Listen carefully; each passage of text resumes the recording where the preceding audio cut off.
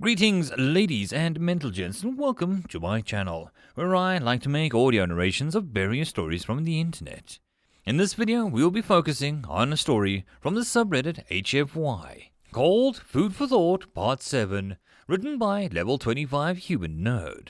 The link to the original story is in the description down below. And, as always, I hope that you enjoy.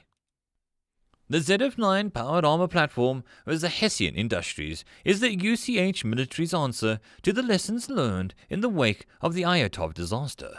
Independently powered and fully modular, the ZF-9 can be configured on a per-mission basis to address the needs of the operation at hand and the personal preferences of the user. Every ZF-9 platform comes standard with a reactive energy shielding technology, combat rated at 4.7H as per the UCH requirements, shuttle class inertial dampening systems, a Class 2 battlefield control unit, and a Mark 7 Raccoon fusion core. Detailed instructions and overview of modular attachments and upgrades are available via your on-base quartermaster, drill instructor, or through the local Hessian Industries contract representatives. Hessian Industries, for when the going gets tough, the tough get Hessian. Alex sat across from the shipmaster, his bound hand sat on the low table to keep his back straight. There was a tension in the air, but he was confident that this issue could be dealt with shortly. By the looks of things, tourists felt the same way. It had been 4 Terran days, roughly a day and a half locally, since an incarceration interrogation. Once he had realized that the tuna in some of the MREs were the cause of this whole mess, he had been able to relax somewhat and explain why there was mercury in his food. He found it bitterly amusing that this his arrest was because of the 300-year-old sins of his ancestors, explaining that to the aliens had been difficult. The fact that he was still there was still a testament to that, but at very least the shipmaster had agreed to learn more before pressing a final judgment. Thus, here he sat. Thurus had sent a request back to the UCH the moment they dropped out of warp, and a meeting had been arranged with a member of the Diplomatic Corps military branch. Alex idly fussed his thumbs together while the Sabari tapped with his tail with a growing impatience. It came as a relief to both men when the hollow unit nearby chimed and an older-looking human woman in a suit appeared next to the table. Shipmaster Thurulinus, the petty officer Krevnikov. My apologies for the delay. I'm Sayako Heisner, and the UCH Office of the Diplomatic Affairs, Military Outreach Division. Thurus offered a polite bow as Alex did the same. We thank you for your presence, Diplomat Heisner, the Sabari hissed. I trust that you were informed of the details regarding this issue. Sayako nodded and shuffled something off camera. Indeed, when we initiated our outreach program, we tried to prepare for many possible conflicts as possible. But this was unexpected. In truth, we were unaware of the mercury content in the food item that you indicated, but it seems that your medical scanning equipment is better tuned than ours. So, it would seem, and Krevnikov's testimony, as accurate as he was able. Before I begin though, protocol requires me to ask P.O. Krevnikov some questions while assessing his military implants, if I may. She asked warmly. Thurus nodded his assent, and the hologram of the woman nodded to someone that they couldn't see. Alex took a deep breath and felt a familiar tingling of his implants connected to the military network. He couldn't communicate through them without an external modular, but it would allow whoever was on the other side to monitor his vital signs and brain activity. He gave a nod, and after confirming on her end, Sayako continued. Please state your name for the record. Alexander Krevnikov, Petty Officer, First Class, 2203-221110-2234-CAN-0003. Are you aware of the reason of your incarceration? Yes, ma'am. I was detained on suspicions of knowingly and willingly bringing aboard a heavy metal poison, mercury specifically, with intent to use it. At any time were you placed under undue duress or danger during your arrest or detainment? No, ma'am. Thurus felt his chest lift slightly at the declaration, and he hoped that his look of confusion wouldn't be obvious as Alexander continued. The shipmaster and his crew acted appropriately and calmly despite the implications of the charges. I complied with all requests within reason, and I was treated fairly and respectfully. I was provided with regular meals during my imprisonment, and at no point was my life or safety threatened. The human woman seemed to wait for something before nodding. Her image turned towards Thirg and began to await the explanation. During the early 20th century on Earth's history, the increasing industrialization of much of the world saw a drastic increase in industrial waste as a result. Much of that waste was dumped into the environment.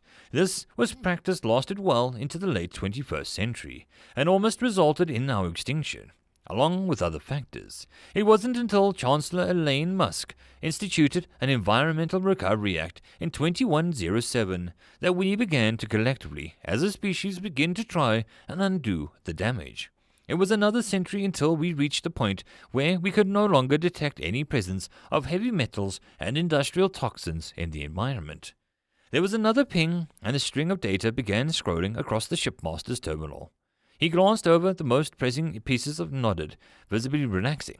I see. Thank you, Diplomat Heisner. It pleases me to know that I was mistaken in this matter. I'll personally see to it that it is proper amends are made.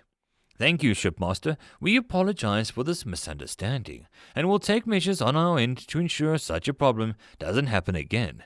Early contact procedures are always a little messy, and I'm happy that this one didn't end in bloodshed, as they sometimes do. With that, the woman offered a slight bow before the hologram fizzled out. Alex waited for a moment until he felt that chilly tingling sensation at the base of his skull fade, and then exhaled. Thoros rose and pressed his thumb against his wrist bindings to free him, his tail flicking back and forth nervously. You lied to her, he stated simply, meeting the human's gaze.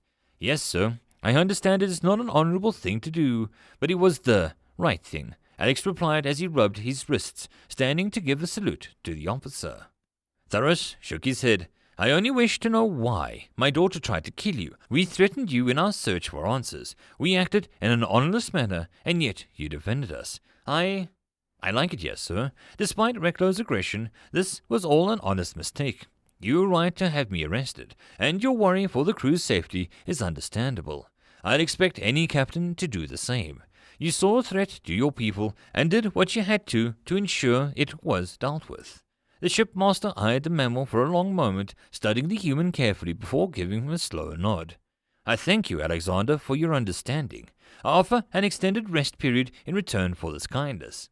I appreciate your offer, sir, but if I may, I'd like to get started on my regular duties. This whole affair has me starting late, and I'm eager to get to work. Perhaps the next rest period, Alex asked with a smile, one that was returned with the captain as they left the room together. Once out in the hall, Alex paused for one last question. Sir, if I may ask, what about Recklo? The question took the shipmaster by surprise, and it took him a moment to answer. She defied my will as a shipmaster. When I ordered your arrest, I gave no order for you to be attacked. By allowing herself to act with blind rage, she has dishonored herself before the Conjurer. As a shipmaster and a keeper, I have sentenced her to perform an act of redemption.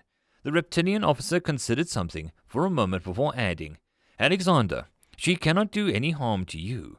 Her redemption will be found in her deeds aboard the vessel, but when she regains her honor, she may see fit to challenge you formally. To finish the battle, the two of you began. Alex thought on this for a moment and gave a salute and headed back to his quarters. Recklo was there already, kneeling on a nest where her eyes closed and her tail curled around her. The human wondered what to say to her. Should he apologize? What for? He hadn't done anything wrong. Comfort her. His thoughts fell back to what the captain had told him. She had stained her own honor by attacking him without what Thirg considered a good reason. She had been given a task of redemption, whatever that was. In all honesty, Alexander had trouble understanding it all, so he decided the best thing to do was not to say anything.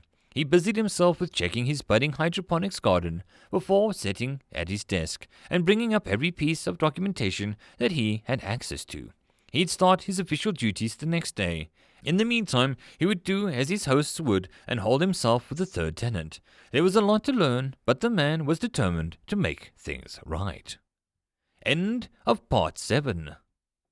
If you enjoyed this story and wish to support the author, the link is down below.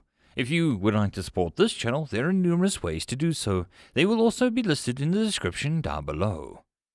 But the easiest way to help this channel is to share it, subscribe, and like.